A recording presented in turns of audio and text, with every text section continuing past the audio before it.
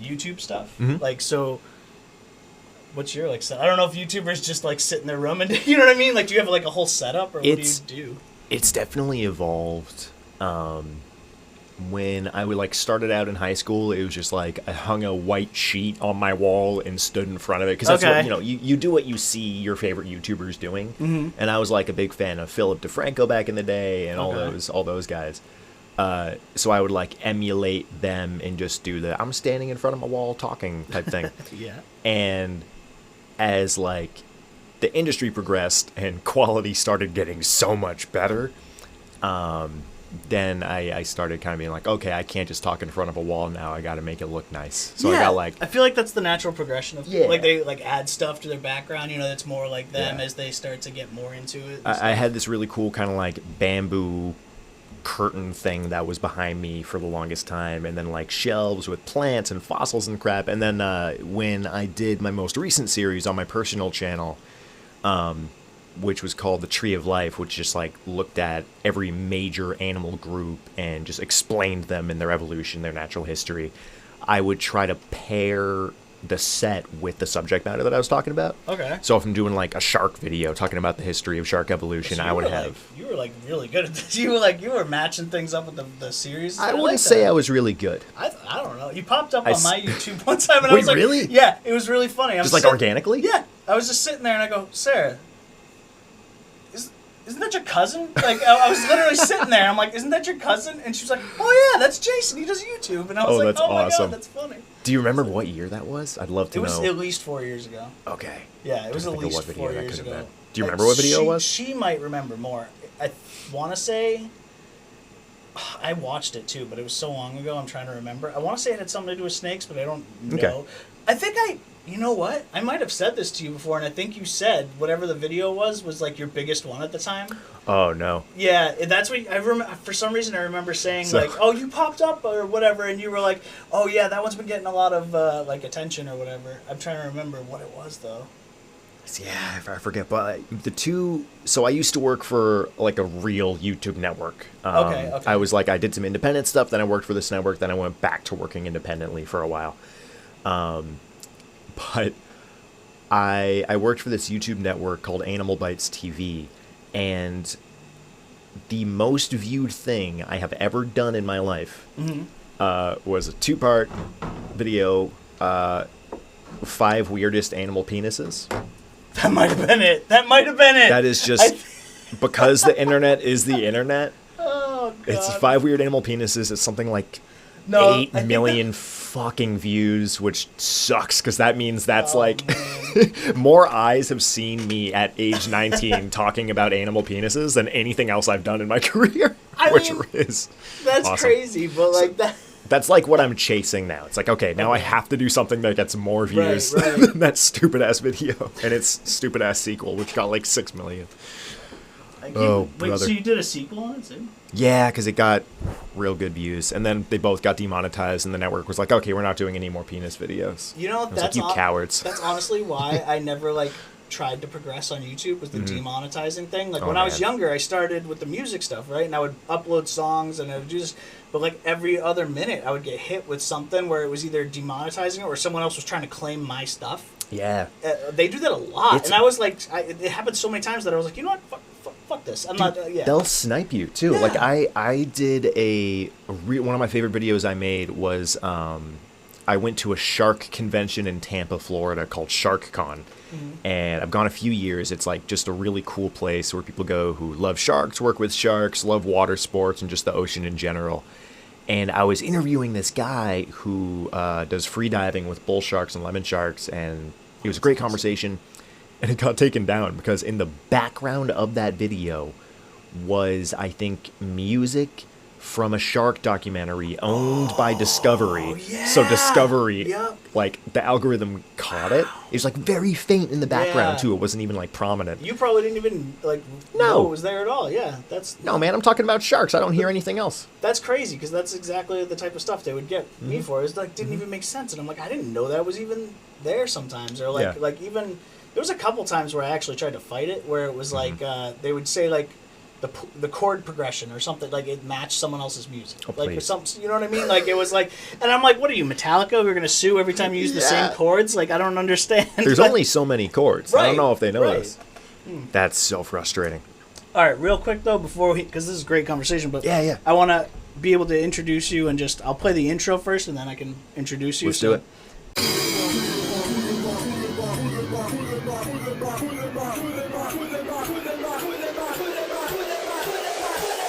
This is the Smoke Break Therapy Podcast. A show where it sits down with the fam to discuss important topics while getting super deep to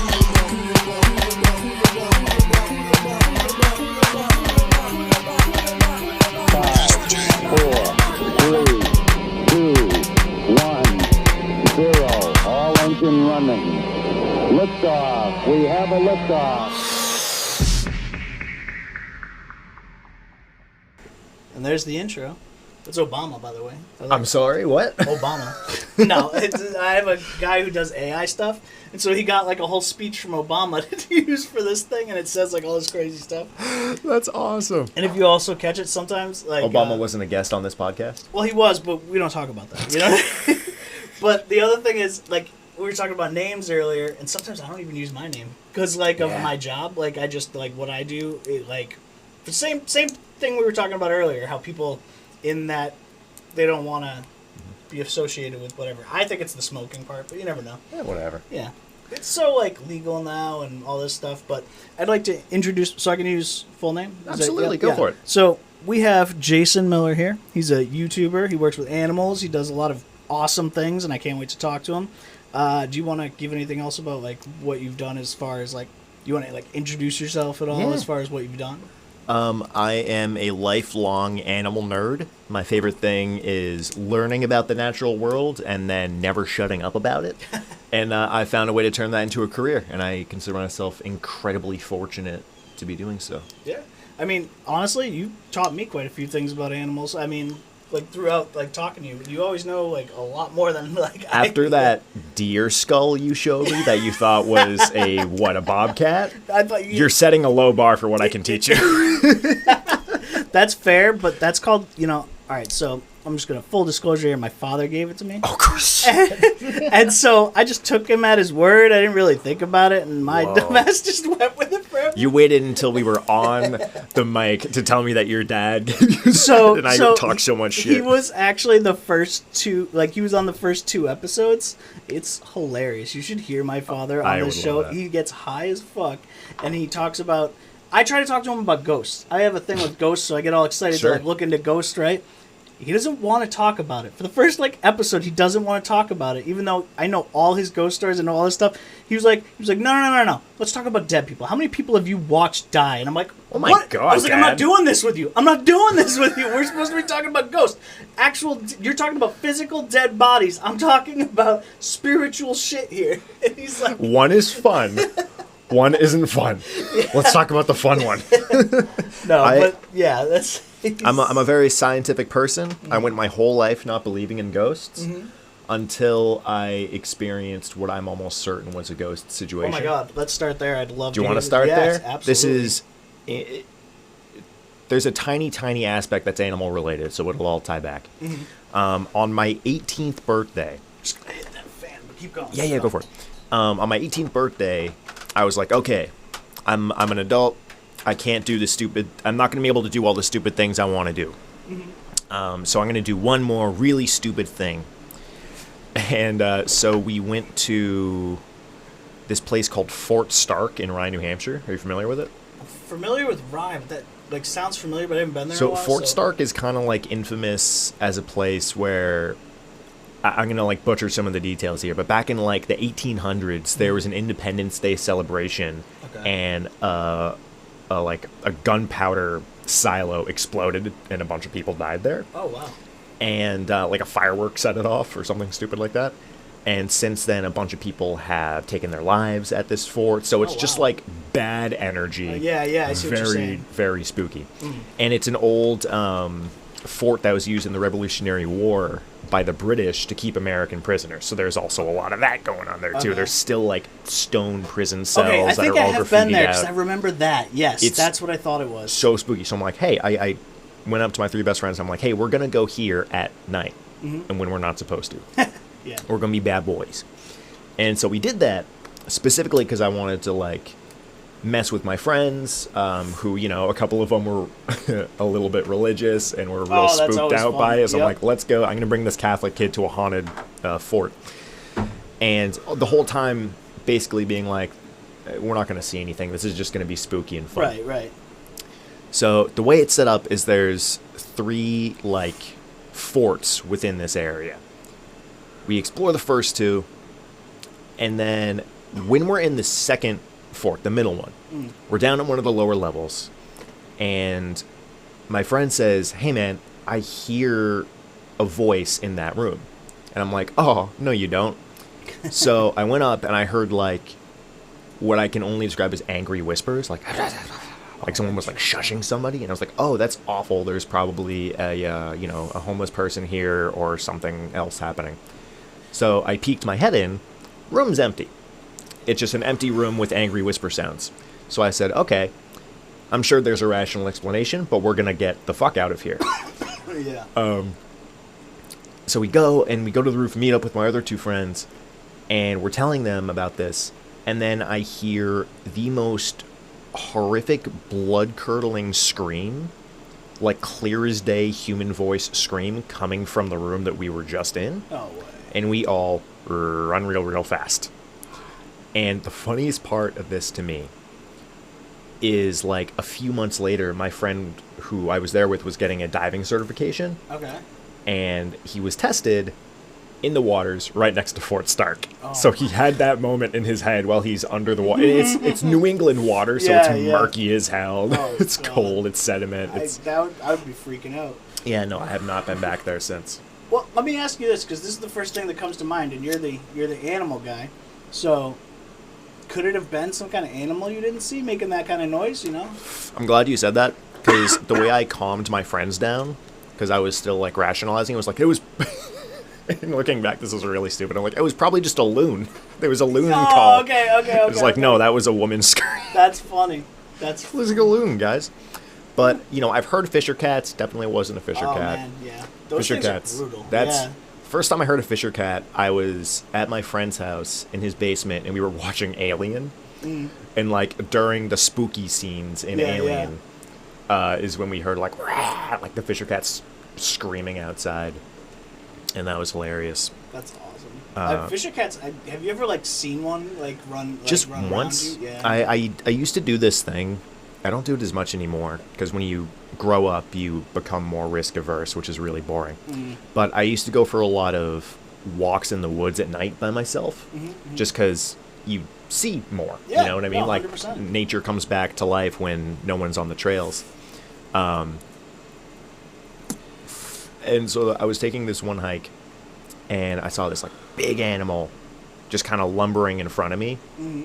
And it wasn't afraid of me at all, and just, like, cruising. So I just followed it for a little bit, and then it turned its face and looked at me. And I'm like, oh, you're a Fisher cat. I should probably not. Yeah, definitely not. It gave me this look of, like, I'm going to look at you so you understand what you're following, and I'm going to give you a chance to stop. That's hilarious. A lot of animals do that shit. They're like, hey, man, I used to live here's your warning. right by Maudsley. Mm-hmm. And so, like, that, I would see, like, quite a few there, like, all the time. They would run. They'd be in the whole neighborhood. There's a little cul-de-sac there that was, it used to be, like, God, what was that one street that, like, Azalea. Azalea was the name of the street, and you'd go down, and it would go down from the woods, like, where there's, like, a path that goes to Maudsley, or, no, it goes to Maudsley. I always get those two messed up. But, like, yeah, Maudsley's the bigger one with all the fields and stuff, but, like, there's that little park, you know, in the woods. Yeah. That's Maudsley, I guess. That's so stupid that the names are so yeah, simple. I know. It messes me up. I'm all dyslexic, and I'm like, why? Who made that decision? But, yeah, right there, that whole area. Now it's, like, the reason I bring up that street was that was a little cold. It was just, like, two dead ends, and then there was, like, two streets in the middle. It was, like, a little cul-de-sac. But now, like, way later, they did all this development. They knocked down this big hill I used to, like, sled on and stuff. And then all of a sudden, they built like this wicked big community. I don't know. It was like a community. I drove down it once, and it was creepy as hell. It was like being in a cult. Like, you drove, and they're all like people sitting there just watching, like on their porches. It was the creepy. I swear, I got witnesses. It was the creepiest thing I've ever seen. I was like, let's just check this out. And they're just, there's no children on the streets. It's a little like area where you would think they would be, but like they're just like so weird. What would it do to your brain if you went there the next day, all abandoned? It's funny. It's like nobody's lived here in 10 years. It's funny because I went back and it did look abandoned, but there was like a couple houses with cars, but there was way less people, and there was already no people. You know what I mean? Like, it was so weird. I think that place is messed up. I don't know anything about it, but it's weird. It's fun seeing like a new development be creepy. Yes. Because usually it's the old abandoned stuff that you would expect. I love that stuff though. I love abandoned. I should cough into the mic, right? Yeah, don't you? Yeah, it's our thing. You know, I make that comment every episode. I go, no one's gonna want to listen to this. We're coughing through the. And I'm already canoeing this, dude. Oh, I hate that. That's why lighters are always. Is there a secret to not canoeing a joint? Because I feel like it happens to me every single time. It shouldn't be every time, but sometimes there's a way to reverse it. But a lot of times with this produced weed from like all the dispensaries, I find you can't fix it as easily. Like, it's the way they're rolling it. You know what I mean? It's always the pre-rolls that I canoe. And anything like, I say roll myself, but I get like the pre-rolled thing that you just the like dip it into. the cone or whatever. Yeah, that's what I do sometimes. And I don't canoe those as much. And I never canoe blunts, but these, it's funny. they get me nice. But you know, it depends on what like you get, and shit's like so expensive, and then it's so not. It fluctuates. It's so weird. You can get like $8 joints, and then all of a sudden that same strain later will be like $20, and you're like, what are you doing here? Like, is that like a market fluctuation thing? I don't understand it exactly, because I feel like there's so many new strains being produced all the time too that it's like the market shouldn't go. Oh man, here I am. I'm saying the word market too much for someone who's never worked in any business or well, that's not true. I owned a business, but I was bad at it, and that's why it doesn't exist anymore. What was your business? Was it? It was Miller's Wildlife LLC. That's what. Okay. Yeah. So Miller's Wildlife has been like the overarching brand of everything that I do since I was in college. That was like my YouTube channel name. That's what I've tried to brand as like my wildlife education business. Okay. And then I worked for a bunch of different animal education places while making videos and trying to do it on my own. And then I worked for this one place that really drained a lot of life out of me. Animals were not prioritized. Welfare was terrible. Best pay that I've ever received, but it was because the animals had such terrible quality of life. That's interesting. Yeah. So I hit like a big, man, we're getting deep into this already. I hit like a big depressive state when I was working there. And then after I left, after I kind of couldn't take it anymore, I started my own that kind of had a similar plan of like, all right, I'm going to go to schools, clubs, events and stuff with live animals and give kids the opportunity to see these animals who normally wouldn't, you know? Okay. And that was Miller's Wildlife LLC. I was going to say, were they your own animals? Like, did you? Okay, so did you keep them at home, or like, how did you? Okay, wow. I am incredibly fortunate that my family has always been super supportive of my passion. They've never once been like, hey, don't do that because you're never going to make any money. Maybe they should have said that, but I'm very fortunate in that they, you know, I would bring bugs and frogs and snakes into the house every day as a kid. And I always had like a rotating cast of pets, you know, a bunch of lizards, snakes. And over time that became like, you know, friends would ask, hey, can you do a birthday party for my cousin with your pets? Because I had like lizards and snakes and stuff that at the time not many other people had. And I just loved it. It just energizes me so much to see people get excited about the thing that I love. Yeah, yeah. And it's almost selfish because it's like, hey, this is my favorite stuff. It just so happens to be essential to life continuing on Earth, but it's my favorite stuff. And seeing other people get excited about it makes me so happy. That's awesome. That like sounds so fulfilling. Yeah, it was great. And so, unfortunately, I started Miller's Wildlife as an official LLC. I got some more, like, bigger, showier animals. Like, I had a skunk for a little bit. Her name was Lily. She, yeah, she's a very good skunk. We actually lost her in July. On July 10th, she passed away. I'm not getting her heart. Yeah, I'm getting her paw print tattooed on my chest in a couple of months. That's a good tattoo. Yeah, because she was like the mascot for Miller's Wildlife. You know, she was my baby. But I started Miller's Wildlife at the end of 2019. Okay. And I don't know if anybody remembers this, but we had a little pandemic happen. So my business plan relied on me visiting schools and like YMCAs and clubs. See. Yeah. So I was, shit out of luck a few months after starting. But I'm back working for another wildlife education facility now, and I love it. I love that I get to do the animal care and education part without necessarily having to run a business at the same time. Yeah.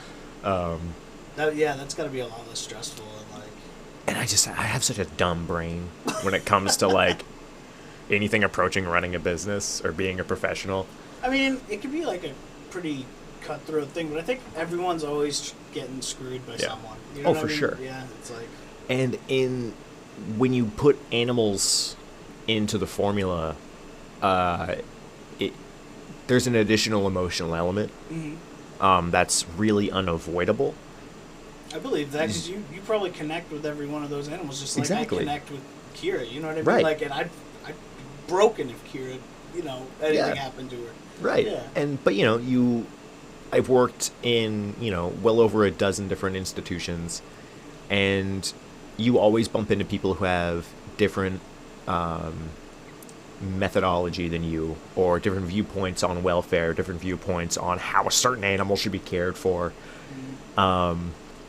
I have very high standards, and I mean, that's a good thing. Yeah. But the people that I disagree with will say they also have very high standards, and will still disagree vehemently on the best thing to. But it's different than other industries where it's like you're arguing over, I don't know, a piece of software, or arguing about how to build a podcast setup or whatever. Right. There's this additional level of emotional involvement when you work with animals that it can be very difficult to navigate. That's why I could never be a vet, because that's like... I know. Yeah, that'd be... Ugh, I rough. Either. Rough. Honestly, I like animals more than I like people most times. Like, honestly. 100% agree. So, what was like the craziest... hold on, I'm trying to control my ADHD here for a second. But I wanted to ask about Lily, your skunk, first. Now, like, how did you purchase her? Did she come to you like as a... So I got Lily from a skunk breeder in New Jersey. Interesting. That's one of the states where the laws on exotic animal breeding and sale are a little more lax. Oh, yeah, that makes sense. Yeah. Which is something that I am, actively against now later in my career. But at the time, I was like, I need a skunk. Here's how I'm going to get a skunk. Yeah, right. And it was a fairly ethical breeding situation. It wasn't like sketchy backyard, whatever. There's a lot of health certification involved. But I got Lily from this place in New Jersey. Got all of her paperwork. Got inspections by USDA, APHIS, and Fish and Game and all that. Just make sure everything was above board. And I got her when she was 8 months old. They get their scent glands removed when they are 5 months. Is that like? How does that work? Like, it's super minimally invasive. That's what I was gonna ask. Yeah. Like, is it like, do you have to cut them open? Do you no, honestly, it's less invasive than neutering or spaying. That was my comparison in my head. That's why I was asking, because I know they get like a couple little stitches here and there, but like I didn't know. Very similar. It's just it's an organ that's right at the base of their, if I can use the scientific term, butthole, and they just reach in there and yank it out. I assume. I don't know. I'm not a vet. But What about the claws? Were they have they're their sharp for claws? sure. No, they had their claws though, because I hate it when they declaw. I've seen a No. couple times where they declaw, and I hate that. No, it's really yucky. No, Yeah. Skunks. I don't know if a skunk could even mentally like survive not having their claws, because they're Yeah. very like dig oriented creatures, Right, and they're right. very stompy. That's their first line of defense that a lot of people don't know about skunks, is they stick their tail up so you can see the stripes, Yeah, so you're yeah. aware that they're there, and then they stomp their feet like little toddlers throwing a tantrum. Uh-huh. And it's adorable. And that's kind of why I wanted the paw print tattoo, because she would always stomp at me until she saw that I had food or like a toy or something. Oh, that's adorable. It was very, very sweet. I had are you ready for a skunk story? Always. So, when I was in high school, I don't want to say maybe a freshman or something. Anyway, I had this friend, and he was living with these 3 guys that had just come over from Africa, Cool. right? And so the 4 of them are splitting this pretty decent sized house, right? So me and my uncle, we go over there one day, and my uncle's in the bathroom, and he's taking a shit, all right? Mm-hmm. And all of a sudden, one of the drawers starts moving, Mm-hmm. and he was like, "Hey, why is your drawer moving?" Like you could hear him in the bathroom. We're all 3 like standing out there talking, and then he's like, "Hey, why is it moving?" And then all of a sudden, he was like, it stopped, and then a different drawer moved, right? And then all of a sudden, the drawer just opened while he's on the toilet, and he's screaming the whole time. He's like, "Hey, why is your drawer moving?" There's a And then- poltergeist. And then we get to the door, and one of the Africans looks at me and he goes, "Oh, he's about to." And I swear I can't remember the name. We're gonna call the skunk Milo. I don't Perfect. know. But like he goes, "Oh, he's about to meet Milo," and I'm like, what? What? He did the voice, ladies and gentlemen. And I was like, "Oh my god, what does that mean?" And he was like, "Skunk." He struggled for a minute. He was trying to find the right word, but he was like, "Skunk." Dude. And I was like, "No shit. What do you mean skunk? Like you have a skunk as a pet?" And he was like, Forgetting to mention that to your house guests is crazy. he's screaming. like, oh, there. yeah. He's on the toilet screaming. And then We've all been there, he man. freaks out. And then the guy goes in and he pulls the skunk. And it was in the drawer. It was just, that's where they hang out, I guess. He hangs That out in is the drawer. the thing I And it will tell was- you. Yeah. So, just because I always want to dissuade people from the realities of owning a wild animal. Skunks are like permanent toddlers with the way their curiosity Yeah, works. That's adorable. They're kind of like, if anybody's owned a ferret, imagine the way a ferret can get into literally everything, magnify it by 10. I feel like They're skunks, so destructive. I feel like skunks are more enjoyable than ferrets, though, because Mm-hmm. ferrets, every time I've ever had an experience with a ferret, it usually shits on me. Yeah, no, skunks will do that real nice. Lily peed on me a few times. You form a bond with these animals for sure, but it's never going to be a familial, like a dog or cat type of bond. It can be in some circumstances, but man, having a skunk is a lot of work. It's a lot of work. I believe that. I've kept a lot of creatures, both at other facilities and myself personally. Yeah. And, the more I get to know exotic pet owners, the more I'm like, maybe not everybody should be able to have every creature. And I got a few people in my life that would be very upset. Yeah, please. They heard me say that on a podcast, but like, I don't know, with invasive species becoming more and more prevalent. I don't know if you saw the monitor lizard that got loose in Massachusetts a few weeks ago. I did. Yeah. I actually know the guy that bred that lizard. So I know where that lizard came from, Oh my god. which is crazy. That is crazy. I was trying to follow that story. I thought it was found right away, and then I kept getting stuff pop up, and I'm like, nope, guess not. Like, Jesus. It's so funny seeing the articles too, because it's a water monitor, which is the second largest species of lizard on the planet, or third, depending on what researcher you ask. But they're fairly non-aggressive lizards. There's other monitors that are far more likely to like bite or hurt you. But the articles would all be like, if you're in this area, keep your cats indoors. And I'm like, a cat would demolish that lizard in 3 seconds flat. That's so silly. And then another in Maine, just this past week, somebody's black and white tegu, which is another large lizard, got loose. Also, Damn. What's with so this? I had I don't know. up here, that's like not a huge deal because when winter hits, the animal will die. Yeah. In a place like Florida or Georgia or South Carolina, they become invasives. Yeah. So it's a multifaceted conversation. But I'm so sorry. What were you gonna say? Oh. My brother had a friend who had one of it was some kind of monitor, but it was fucking huge, and he kept it up in the like attic bedroom he had. It's weird, but like he had a whole. It was like, I don't know. It wasn't, to me, it wasn't a big enough enclosure, I thought. But like it was about the size of my cabinets there. Like that's something like that. Monitors are like a room lizard. If you have a spare room that you can mimic a creature's natural habitat with, ideal. That's awesome. That's ideal. Same with iguanas. I mean, it pisses me off to no end when I go into PetSmart or Petco, name drop, and you see a green iguana being sold for like $30 or $40. And I'm like, that is one of the largest iguana species on the I think it is the largest iguana species on the planet, come to think of it. They have a tail that is more powerful than a whip and a bite that can crunch on you real nice. The claws are super... They're built to climb like 50 to 100 foot trees and hang out in the canopy. There's just no mimicking those conditions under human care. Yet they are one of the most commonly kept pet lizards in the world. That is crazy.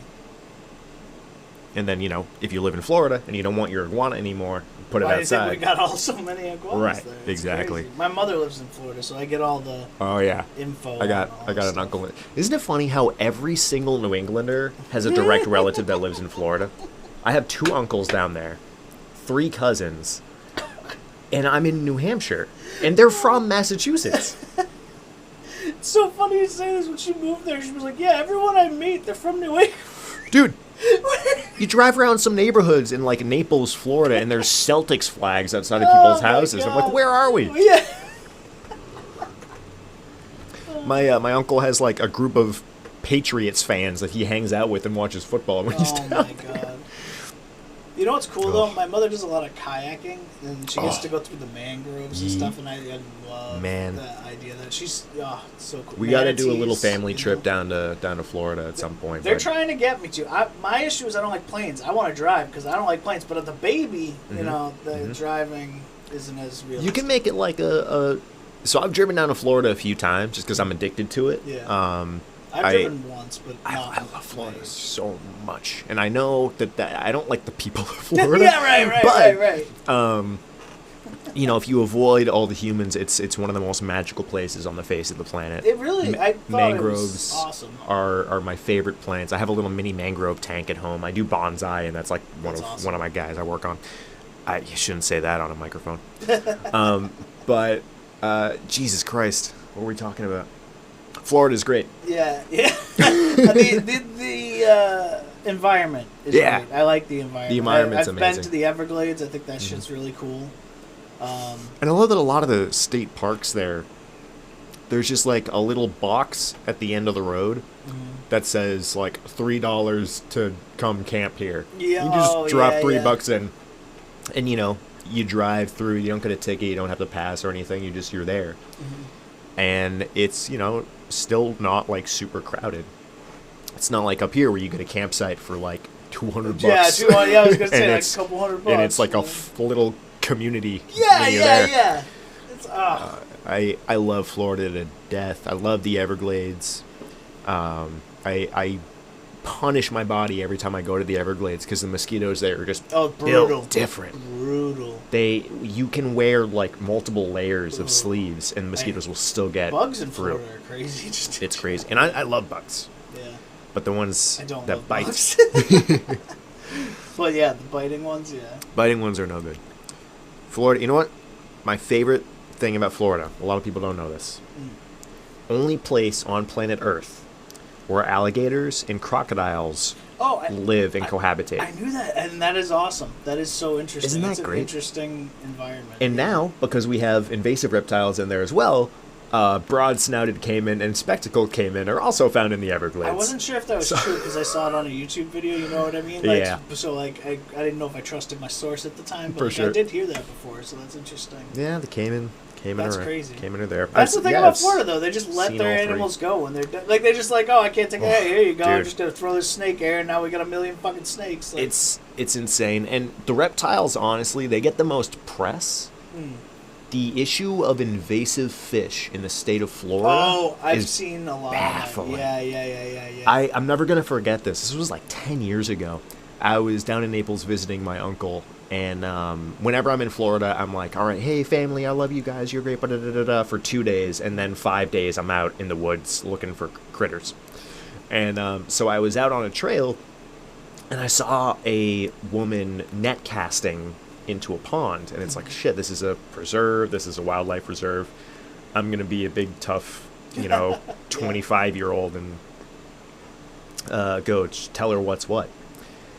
And I went up to her, and she was pulling the net in, and I was about to waggle my finger, and then I saw what was in the net, and it was all fish that I have personally sold at pet stores in New Hampshire. Plecos, which are Asian species that can get to be a foot long, algae eaters, really cool dinosaur-looking creatures.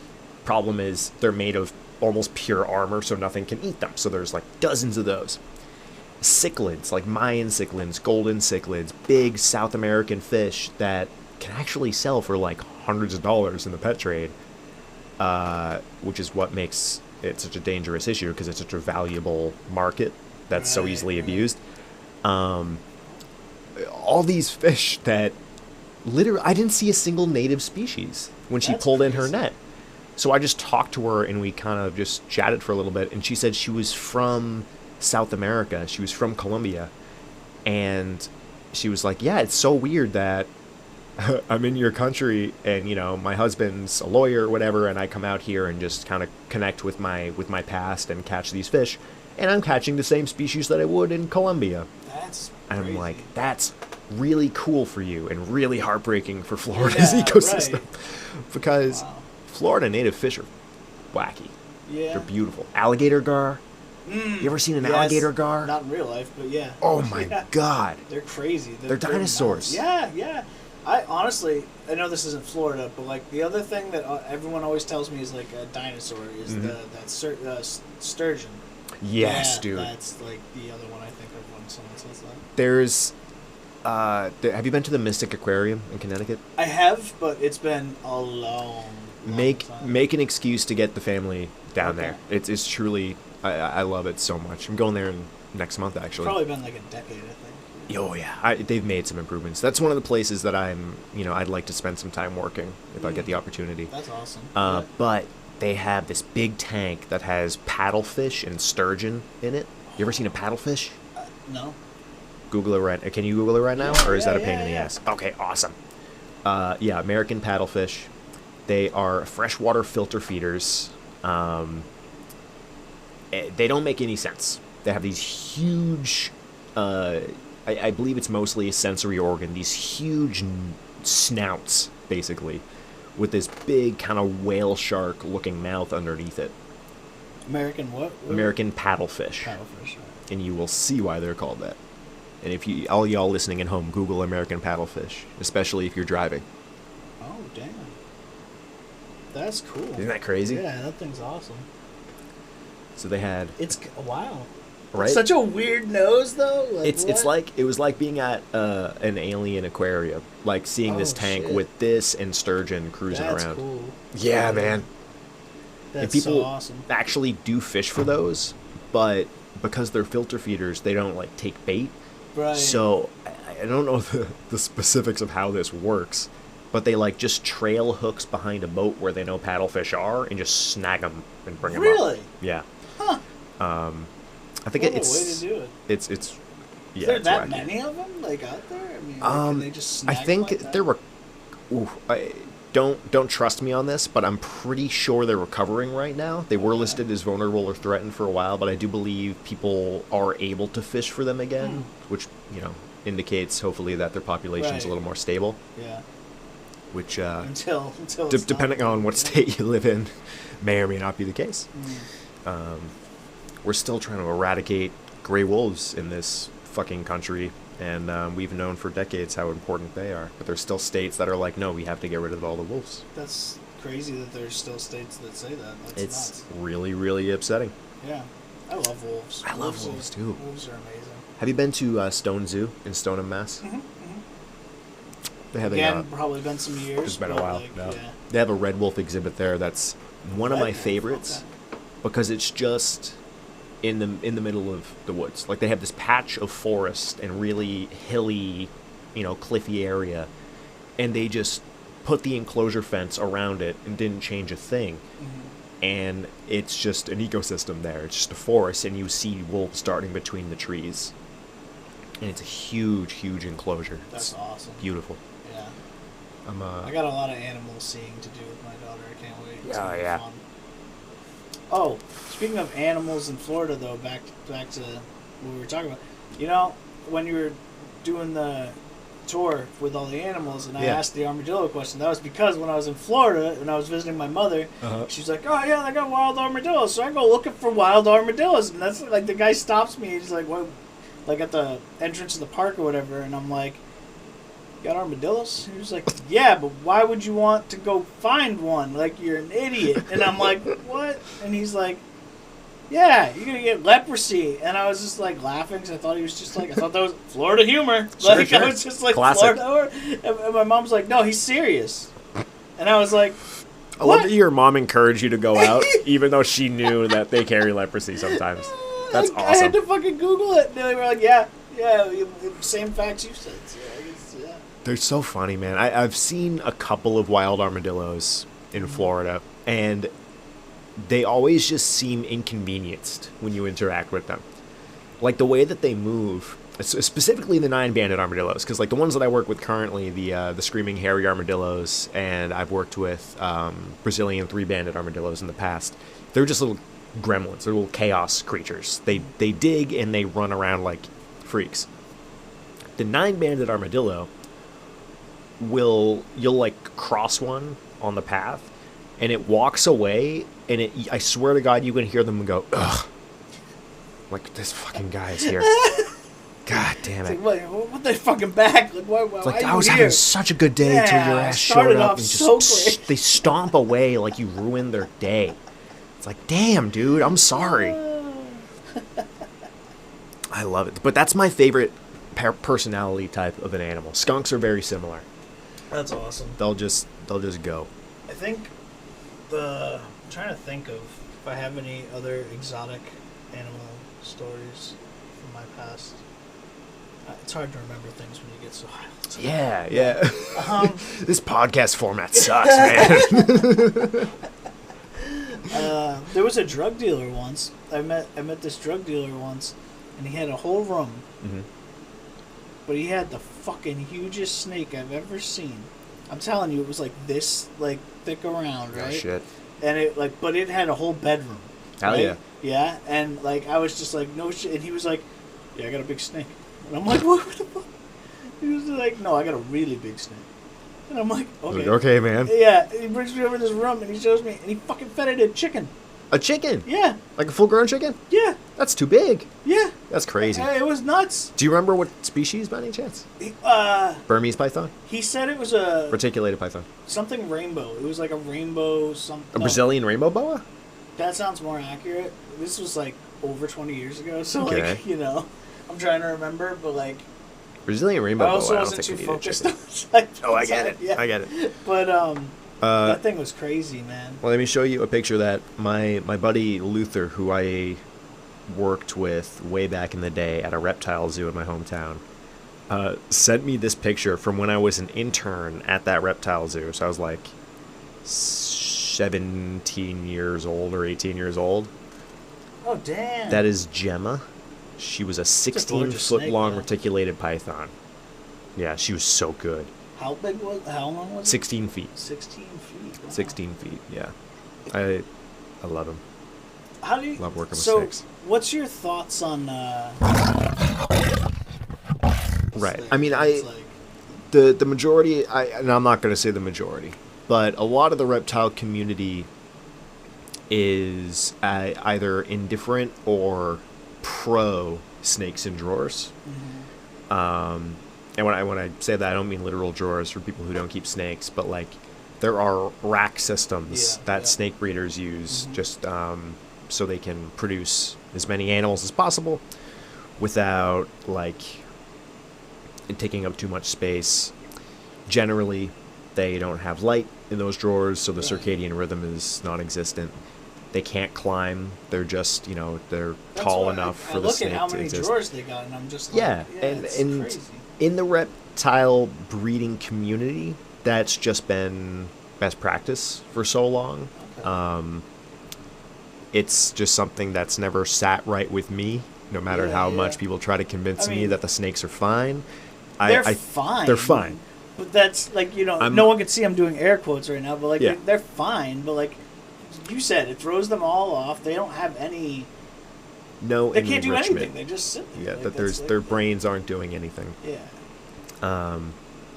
And then there's people that be like, but I take the snake out and I let him come with me when I go to Walmart, and I'm like, that's kind of the worst example you could have given me, to the opposite end of the spectrum. Yeah. People who kind of take their pet reptiles out with them like they're little dogs in their purse. That's never sat right with me. That's asking for a disaster. You're stressing out your animal. Anyway, I could go off on a tangent on this kind of stuff, but since working in I've worked at a few AZA accredited facilities, so Association of Zoos and Aquariums, so undergo the highest standards of care and mental and physical enrichment for the creatures in their care.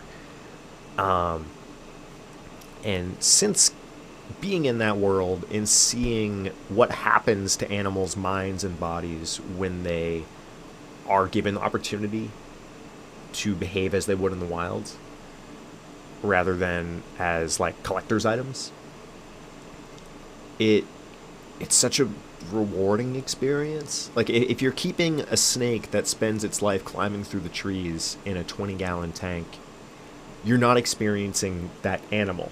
Right. You're having that animal, but you're not experiencing that animal. That's so true. Yeah. The snakes are, I think, the easiest animals to keep alive, but keeping them alive and well is a completely different matter. And that goes for any animal on the planet. Yeah. I feel like we've brought this to a dark place. Whoops. I forgot we were recording. Sorry. No, but honestly... You know what's interesting, though? What? Common snapping turtle, the ones that we have around here, pound for pound have a stronger bite force than the alligator snapping turtle does. No way. Yeah. Alligator snappers are so much bigger that people assume that they're stronger. You'd think, yeah. But compared to their size, the common snappers have much more strength. Yeah, I never want to get...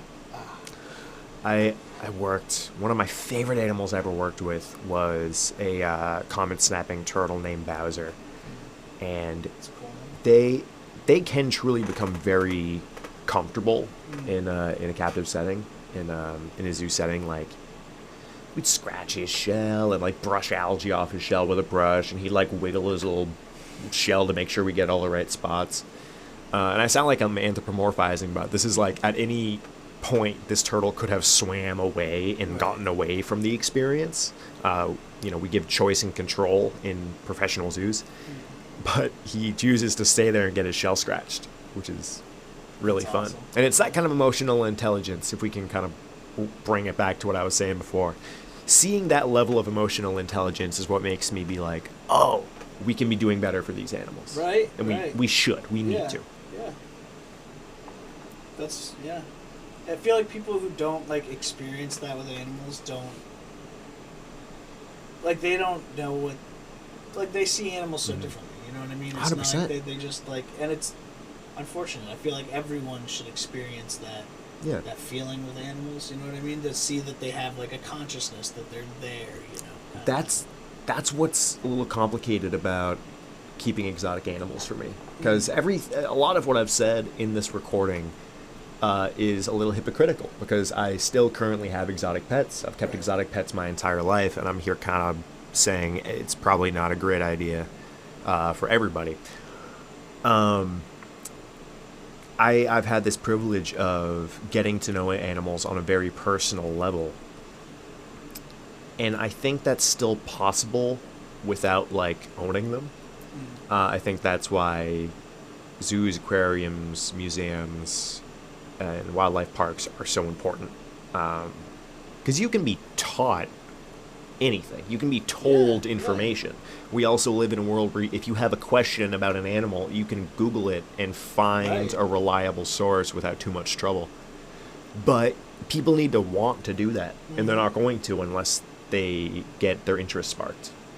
You know, I have Inspire Curiosity tattooed on my arm, and I got that in college. It was kind of my like thesis project, was a 3-part documentary series about science communicators who inspire curiosity in their audience. And it's kind of been my motto ever since.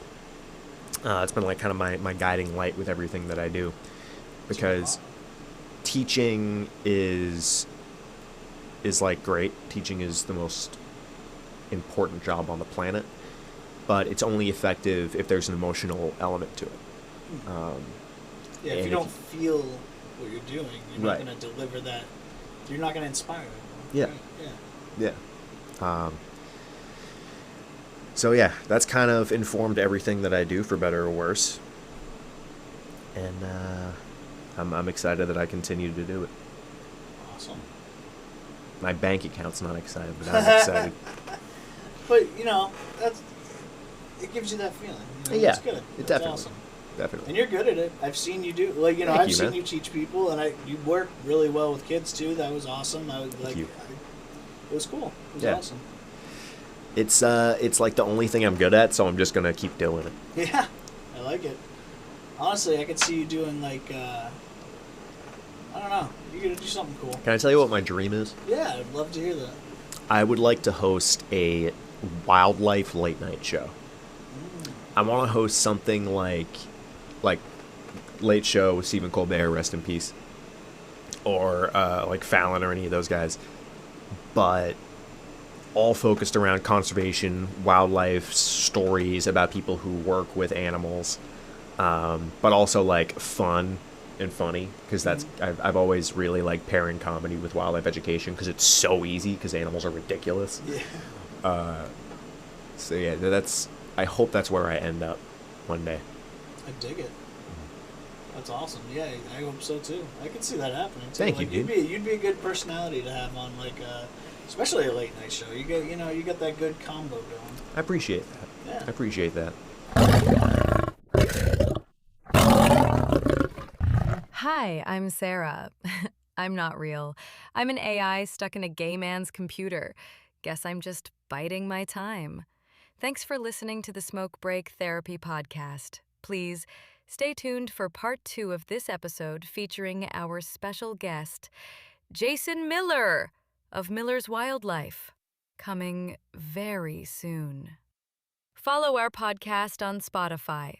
Follow us on Instagram for all the latest updates on your favorite segments, featuring the Bad News Bros, Midnight Music Mass, and I Work with a Killer, and more great content. Stay lit. Girl. Now listen to this dope outro song.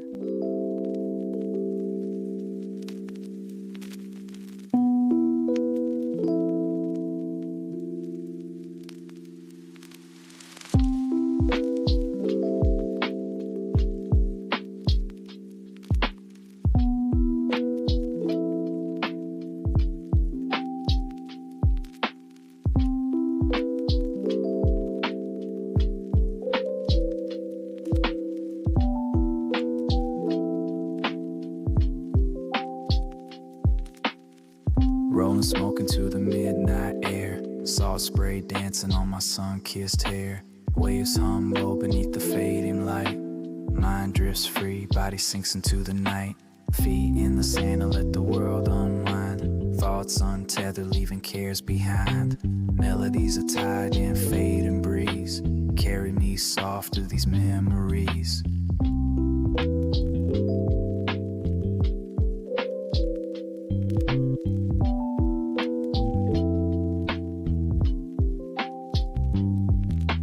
Floating on the edge where ocean meets my soul. Smoky trails and lullabies take gentle hold. Heartbeat slow, I'm drifting out of time. Space between my bones feels so divine. Breathe in deep, let the coastline sing. Close your eyes, feel the warmth it brings. Mind and body wander separate ways, until the dawn unveils another day.